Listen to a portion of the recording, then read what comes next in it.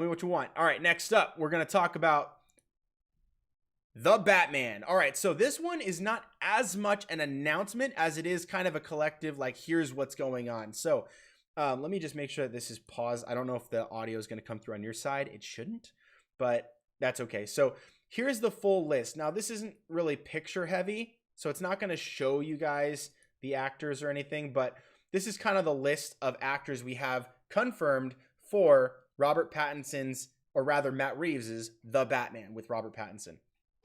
So first up, let me read it for you. Robert Pattinson is confirmed from The Lighthouse, Tenet, and Good Time to play Batman Bruce Wayne. We have Zoe Kravitz from Fantastic Beasts, The Crimes of Grindelwald, and Mad Max Fury Road as Selina Kyle. Quick note before we continue. Two things I had discussion with people online. There was a couple of people that were discussing this online. I saw in a comment section, and there was some people that were like, they had seen me say stuff about Ariel, for instance, from the Disney film, saying that like she should be a white redhead, not because I'm racist, duh, but because I'm an originalist. And people were suggesting to me, presumptuously, saying like, hey, like I bet you're upset about this, or like share your thoughts on this, you know, getting their popcorn ready or whatever. Like I was going to go on a rant, and I was like, actually, this is really good. And they were like, oh, that's shocking. They thought I was going to be like, oh no, I don't want that. The reason why I actually do like Zoe Kravitz as Catwoman is not because she's black, not because she's white. She's actually played the role before. And they don't list it here, but she's actually played the role before in the Lego Batman movie. She played Catwoman, even though she had just a couple quick lines like meow meow meow meow meow meow, like she was just making silly cat noises, and had a couple of short lines. But she has played the role before. She likes the role. She won't be the first black Catwoman. She won't be the second. She'll be the third. We're talking about Eartha Kitt in the 60s. I think it was in 68 she played Catwoman. She replaced the first two ladies. There was one for the 66 movie with Adam West, one for the 66 TV show with Adam West, and Eartha Kitt replaced the 66 TV show actress in the second season, if I'm not mistaken. And that was the first time that she had been depicted as an African-American woman, but it worked. It worked really well. And I don't think there's anything intrinsically ethnically linking to her. And it does go back a ways. They've already done it a few times. It's kind of like Aquaman, you know, like at this point, like it's a character that was a B-list character, a ripoff of Namor. They came back and it wasn't doing so well in the public. It was more of a joke, a mockery. So they revamped it. They gave Jason Momoa a chance. That was Zack Snyder's version of Aquaman, was a more serious Polynesian style, beefy, mean looking, tatted up dude. Let's go with Jason Momoa and make this thing a little more serious, but also fun, you know, so that it could not be the butt of everybody's joke. Even though it is, you know, it's a meme all the time. People do that all the time, but they do that about everything too. So I actually do like this because it's not the first time she's played Catwoman, and the character is not intrinsically like a white, or like it's not like Ariel where the character is specifically a redhead, you know, like is a white redhead, where that's actually more of a minority than African Americans or in America. That's I think it's like 11% of America is African American, and then 1% is redhead. You know what I mean? It's like you're subbing a lesser minority for a greater minority at this point. So the minority is actually the redhead. If you're trying to go for representation, I think you're reaching the wrong one. Maybe you should swap out Sleeping Beauty, because there's already other blonde, you know, Disney princess. And that was kind of the discussion, that people were like, oh, I think he's going to say this and that. So, you know, I think it all just kind of plays in. Do you like it? Do you not like it? I personally like it. I think Zoe Kravitz is going to be great. Sorry to go on a little rant there. It's not even a rant. It was just an explanation, really. So yeah, we're good. Paul Dano. If you guys didn't know, Paul Dano from Love and Mercy and 12 Years a Slave is, they say Edward Nashton. I don't know if this is a typo or if it's going to become Edward Nigma or if Matt Reeves changed that on purpose to not be the Riddler. I think that's supposed to be the Riddler in disguise. So it's possible this isn't a typo. It's a disguise. Like, they're really fooling anyone. All the audience is going to know Edward Nashton's Edward Nigma, or at least supposed to be. Anyway, Jeffrey Wright as GCPD's James Gordon. Great actor. I think he'll do really well. John Turturro from the Transformer films as Carmine Falcone. Peter Sarsgaard from the Magnificent Seven and Black Mass as Gotham DA Gil Colson. Funny that there's another agent named Coulson. The MCU has Agent Coulson. These guys have Coulson, spelled a little differently. No U in that one.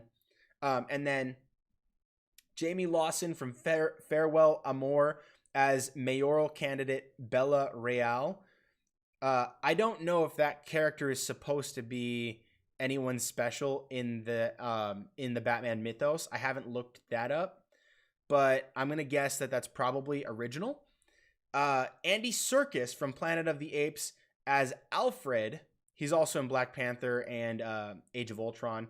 And then Colin Farrell is playing Oswald Cobblepot, which I'm super excited to see that.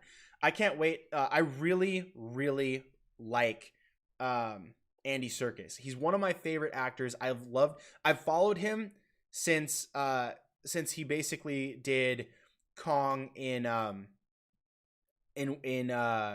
King Kong with Peter Jackson and Lord of the Rings as well. Like, when he did those, it got me so excited as a little guy, as a young film fan, to be like, oh my gosh, that's a person. They put computers or whatever on him, and like they made him like he got to play a monkey and Gollum and do the funny voices and do the like motion capture, and like it was so fun in my head to be like, I want to do that. And I never got a chance to do that, but I would love to see that someday. That'd be fun. And even do that. That'd be great. If I ever got the opportunity, I'd be like, heck yeah, give me that. I want to try that. Because it looks crazy. It looks intense, but it looks fun.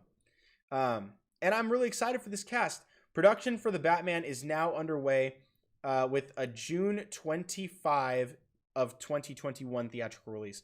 So end of June next year, we're going to have this film out.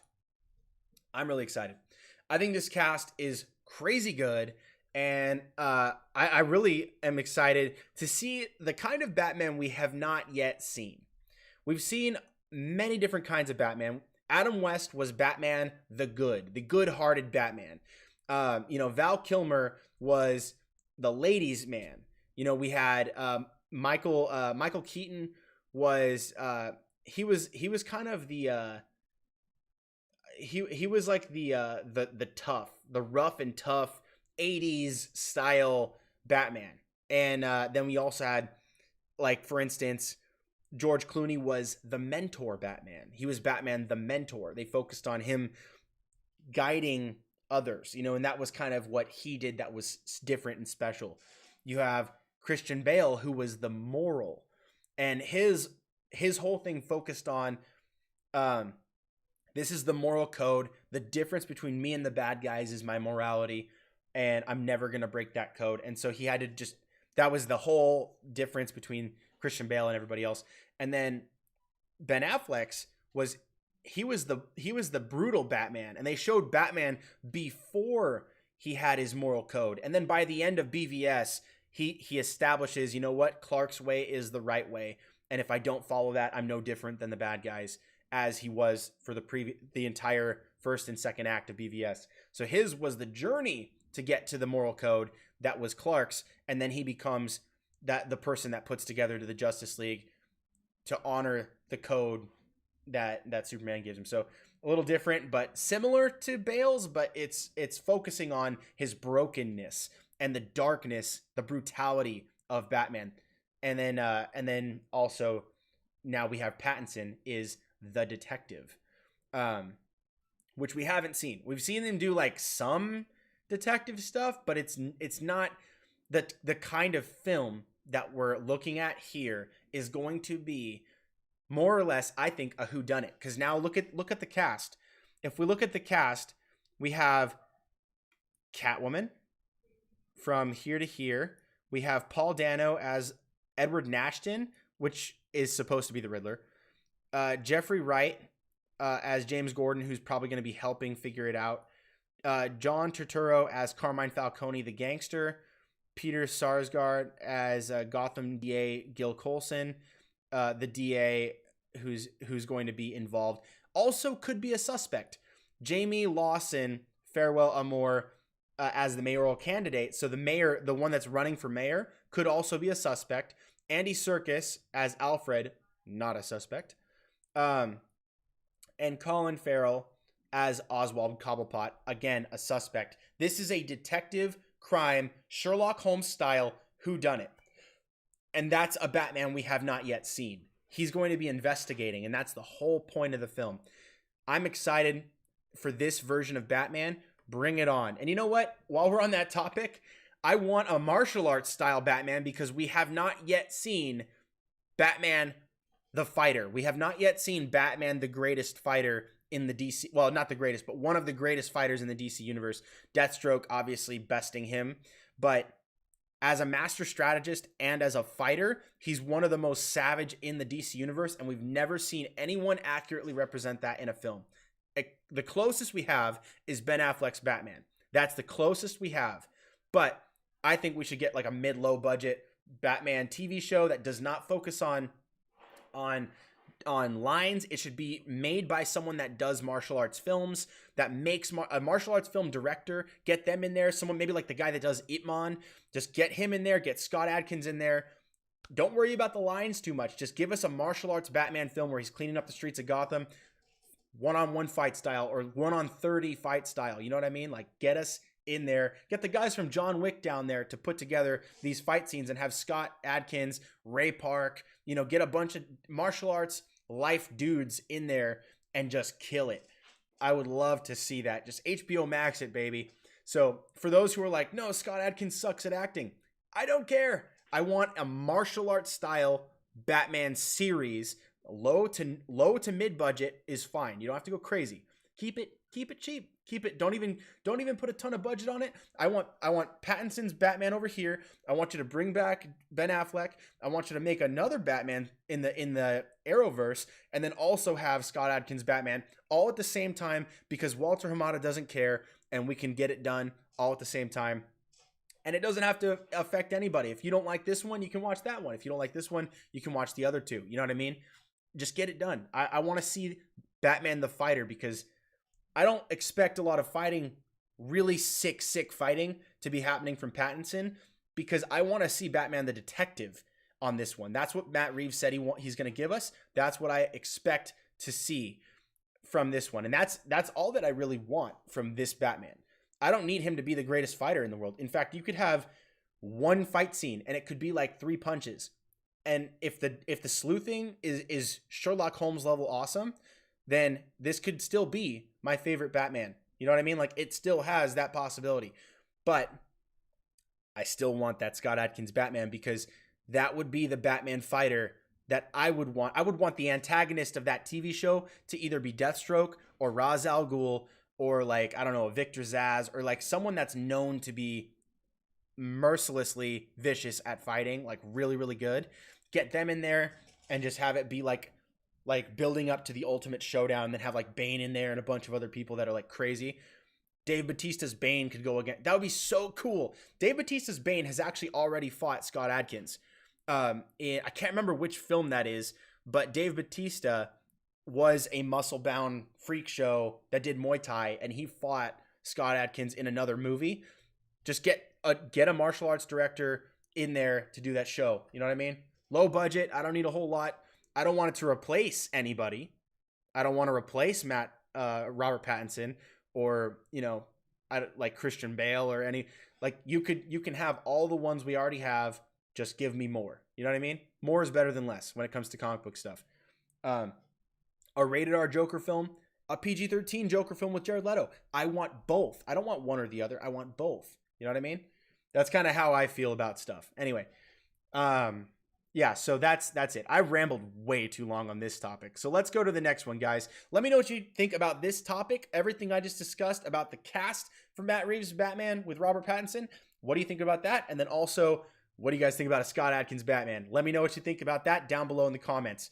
All right, next up, Obi-Wan Kenobi series, unfortunately, was put on